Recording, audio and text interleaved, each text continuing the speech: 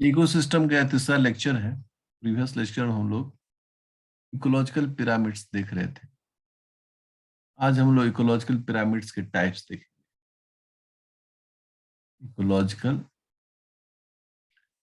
Pyramids, ecological pyramids का arrangement का जो तरीका है वो यही तरीका है कि नीचे की ओर हमेशा प्रोड्यूसर होता है, ठीक है। उसके बाद अगर है तो प्राइमरी कंज्यूमर है, अगर कुछ और भी है तो आप सेकेंडरी कंज्यूमर या टॉप कंज्यूमर जो बोले कर ले, बट हमेशा नीचे जो होगा वो एक प्रोड्यूसर ही होगा, ठीक है। उसमें कोई बदलाव नहीं कर सकते। अब इसमें जो सबसे पहला वैरायटी है कि ये जो इकोलॉजिकल पिरामिड्स होते हैं वो दो प्रकार के हो सकते हैं अपने डायरेक्शन के आधार। इसे हम लोग कहते हैं अपराइट और इसे कहते हैं इनवर्टेड।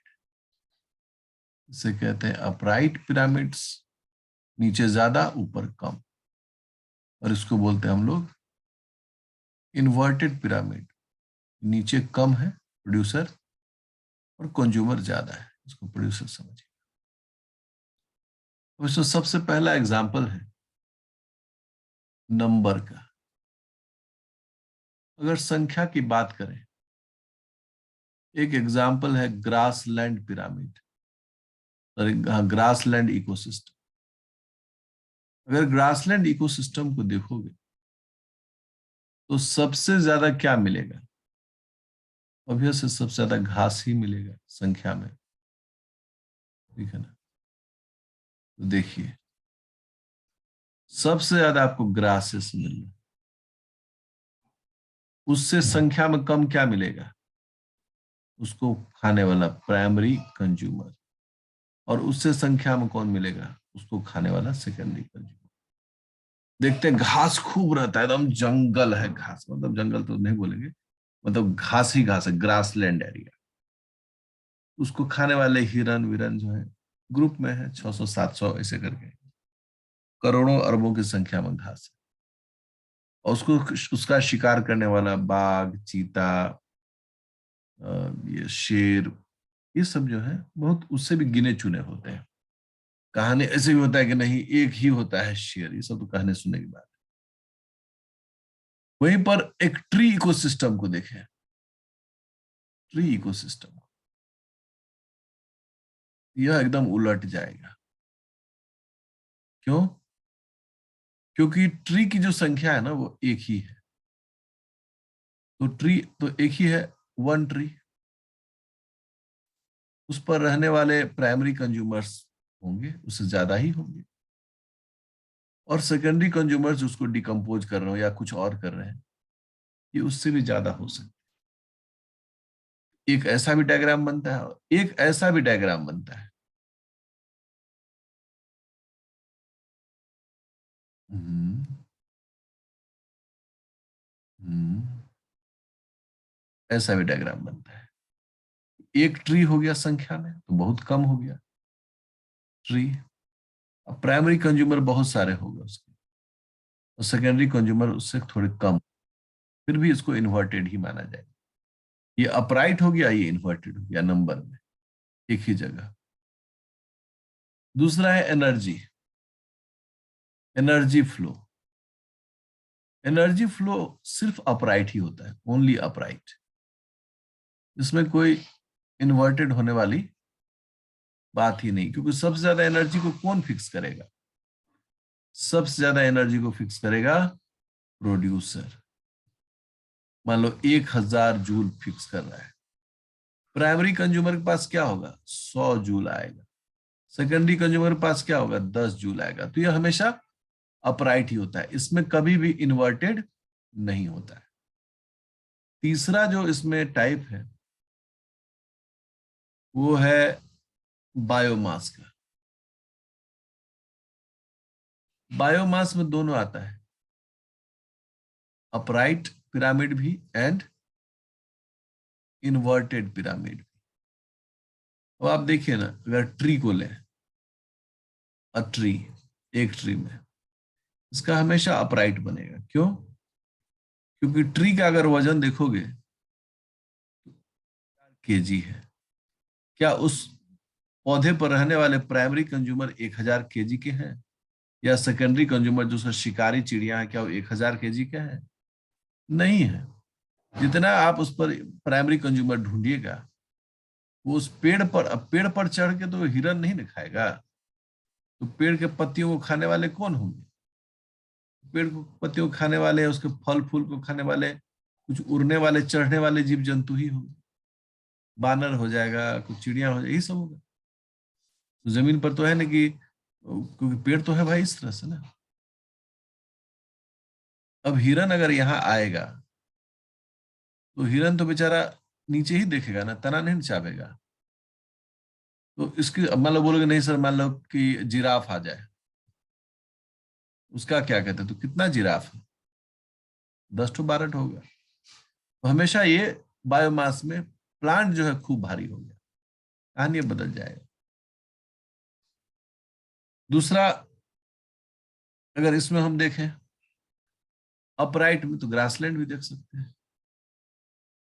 सोचिए, संख्या में ये सीधा था, अपराइट था, और बायोमास में क्या होगा? इन्वर्टेड होगा। क्यों? क्योंकि घास का कुल वजन क्या होगा, और उस पर खाने वाला जो एनिमल है देखते हैं उसका कितना वजन है। आप मान लीजिए कि 1 हेक्टेयर को लेंगे, 1 हेक्टेयर तो लगभग लगभग इसमें घास जो होगा वो 500 किलो का होगा। और इस 1 हेक्टेयर में इस ग्रास पर डिपेंडेंट जो प्राइमरी कंज्यूमर होंगे, हिरन हिरन का, तो एक एक हिरन का 500 किलो वजन हो जाता है, मोटाया सोटाया। पता चला 50,000 केजी इसका वजन। शेर को रखिएगा, चूंकि उसकी संख्या कम होती है तो ये इस तरह से एग्जैक्ट पिरामिड नहीं होगा, ये ऊपर जाके थोड़ा सा छोटा हो जाएगा। ठीक है ना? बट ये डायरेक्शन तो उल्टा ही हुआ। इस प्रकार से ये जो पिरामिड है, इकोलॉजिकल पिरामिड, उस पर ध्यान देने की जरूरत है। हम लोग देख रहे हैं अब न्यूट्रिएंट साइकिल इकोसिस्टम में। न्यूट्रिएंट साइकिल को दूसरे शब्दों में लोग बायो जियो, बायो मतलब जैविक, जियो मतलब धरती वाला काम, केमिकल साइकिल, इसको बायो जियो केमिकल साइकिल भी कहते हैं।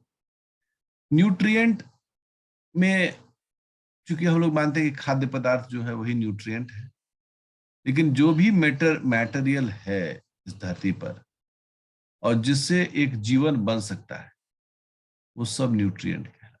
सीधा सपाटा एक लाइन में समझिए कि जो भी, अब मान लो कि कार्बन है तो क्या वो लिविंग सिस्टम में नहीं है? अगर कार्बन साइकिल है मतलब न्यूट्रिएंट साइकिल है। ऑक्सीजन है, जीवन में नहीं है, बिल्कुल है, तो भी न्यूट्रिएंट साइकिल हो जाएगा। तो मिलाकर एक कॉन्सेप्ट डेवलप करता है कि न्यूट्रिएंट साइकिल सभी का हो जाएगा। इस न्यूट्रिएंट साइकिल में सारे की प्लेयर हैं, जैसे कि एटमॉस्फेयर। प्लांट कहां से लेता है कार्बन डाइऑक्साइड? एटमॉस्फेयर से लेता है भाई। हाइड्रोस्फीयर, कहां से पानी मिलता है? हाइड्रोस्फीयर से मिलता है भाई। लौटाइएगा, पानी देना पड़ेगा आपको वापस। इस मिट्टी से जो हम लोग पा रहे हैं भोजन, लौटाना पड़ेगा उसको।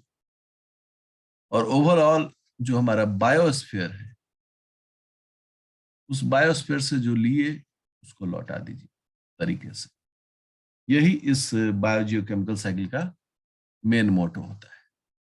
इसका दो इसका टाइप है, दो प्रकार का इसका इनपुट टाइप। पहला है गैसियस साइकिल, कि जो गैस फॉर्म एलिमेंट है उनका आप देख लें गैसियस साइकिल।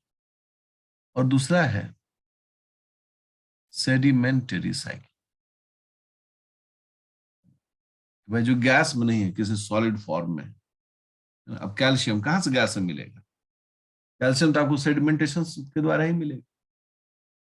तो वो भाई उसका इसके अंदर में आ जाएगा, सीधी से सीधा बात है।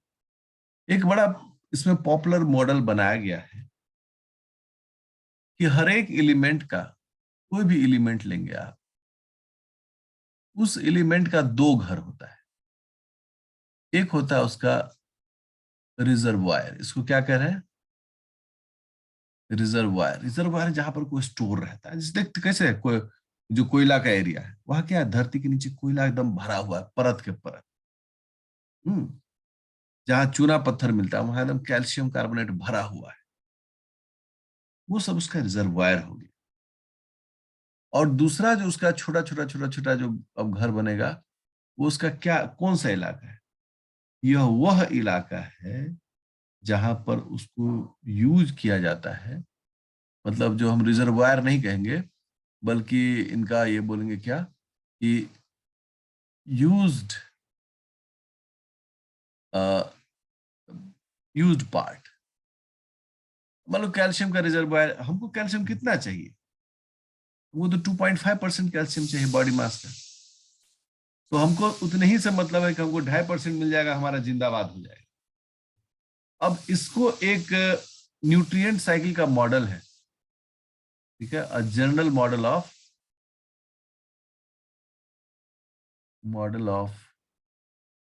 न्यूट्रिएंट साइकिल, देखिए। और ये जो general model of nutrient cycle है, इसको अगर गौर करें, बनाए देखें सब, तो समझ में आएगा। देखिए एक रिजर्वायर है, रिजर्व VOIR, इसको रिजर्वायर ए कहते हैं। एक हो गया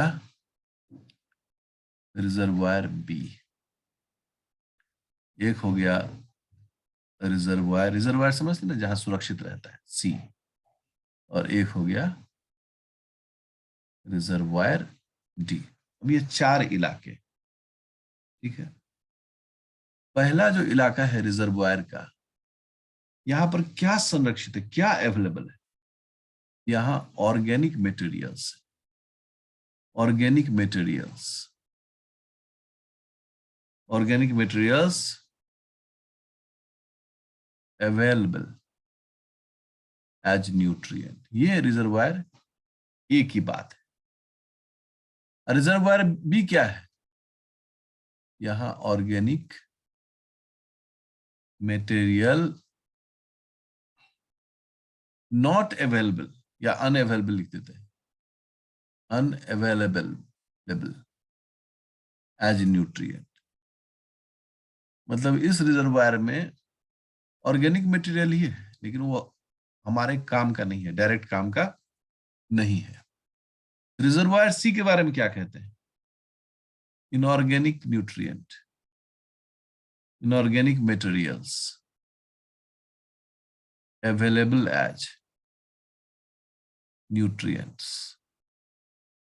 और यहां क्या है, समझ में आ गया होगा, inorganic materials available as unavailable, unavailable as nutrient. मतलब यहां से आप न्यूट्रिएंट के रूप में इसका यूज नहीं कर सकते।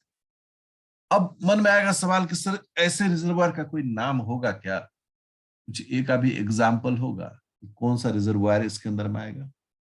बिल्कुल, इसका एग्जाम्पल है लिविंग ऑर्गेनिज्म, हम लोग खुद हैं, ठीक है ना। अब बताइए, हम लोग को अगर प्रोटीन चाहिए तो क्या खाते हैं, दाल। कार्बोहाइड्रेट चाहिए तो आलू चावल। विटामिन मिनरल चाहिए साग पत्ती। हम लोग लिविंग सिस्टम के को खाकर ही, इसका मतलब क्या है कि जब हम एक पालक साग को खाते हैं, ये पालक साग हमारे लिए क्या होता है, हम बोलते हैं इस पालक साग से हमको सारा न्यूट्रिएंट मिल रहा है। मतलब ये हमारे लिए न्यूट्रिएंट रिजर्वायर होता है, और इस न्यूट्रिएंट रिजर्वायर को हम अपने काम में ले आते हैं। ये रिजर्वायर ये हो। अब बोले सर रिजर्वायर बी, जहां ऑर्गेनिक मटेरियल तो है बट हम यूज नहीं कर सकते हैं, कोयला में, ऑयल में। अब कोल में देखो, क्या है भाई कोल में, कोयला तो कार्बन का ही है, से बना हुआ है। क्या उससे हम कार्बोहाइड्रेट, प्रोटीन, फैट प्राप्त कर सकते हैं? नहीं। ऑयल जो है वो भी जो है ऑर्गेनिक है, हाइड्रोकार्बन है सभी। क्या पेट्रोल पीकर या जो मीथेन गैस है उसको लेकर नहीं कर सकते। वो है, रिजर्वायर है ऑर्गेनिक मटेरियल के, बट वो हमारे किसी काम के नहीं, उसे कोई न्यूट्रिएंट हम नहीं ले सकते। अब सी में आ गया। सी में कौन सा इनऑर्गेनिक रिजर्वायर है जिसको हम लोग यूज कर सकते हैं? तो बोलवे किए, एटमॉस्फेयर। हवा से हम लोग ले रहे हैं ऑक्सीजन, धरती से ले रहे हैं हम लोग नाइट्रोजन, पानी से हम लोग ले रहे हैं हाइड्रोजन, ऑक्सीजन, ये सब है। इसलिए हमारे लिए हवा, पानी, मिट्टी सब यूजफुल है। लेकिन वही मिनरल्स इन रॉक, हम सब जानते हैं कि पत्थरों में मिनरल्स है। क्या हम लोग कभी पत्थर का यूज किए हैं खाने पीने में? नहीं किए। क्यों? क्योंकि वो हमारा मैकेनिज्म, हम पानी पी लेंगे तो हो जाएगा काम। उस सॉइल में हम लोग पौधे उपजा लेंगे, पौधा खा लेंगे। एटमोस्फेयर से ऑक्सीजन कार्बन डाइऑक्साइड का रिलेशनशिप है। बट अगर रॉक में मिनरल्स है, उसको हम लोग, अरे मान लो कि कोई बोले कि आपके शरीर में लोहा की कमी है, तो क्या वो आदमी लोहा का रॉड खाने लगेगा? लोहा तो भरपूर है उसमें, बट उस रिजर्वायर में क्या है उसके लिए? वो अनअवेलेबल है, उसको वो नहीं खा सकता उसको। वही हरी पत्तियों वाला साग खाएगा, लोहा मिलना शुरू हो जाएगा, आयरन का फॉर्म होगा। क्या सर, क्या रिजर्वायर बी या रिजर्वायर डी को किसी भी रूप से हम उपयोग में नहीं ला सकते हैं? ला सकते हैं ना। अब हम कोयला को जलाएं, बर्न करें, तो कार्बन डाइऑक्साइड, कार्बन मोनोऑक्साइड सब रिलीज होगा कि नहीं रिलीज होगा? होगा। उसका फिर हम यूज कर सकते हैं, हमारा पौधा यूज कर सकता है। इसलिए जब कोयला को हम जलाते हैं तो उससे निकलने वाला कार्बन डाइऑक्साइड का यूज कौन करता है? प्लांट करता है।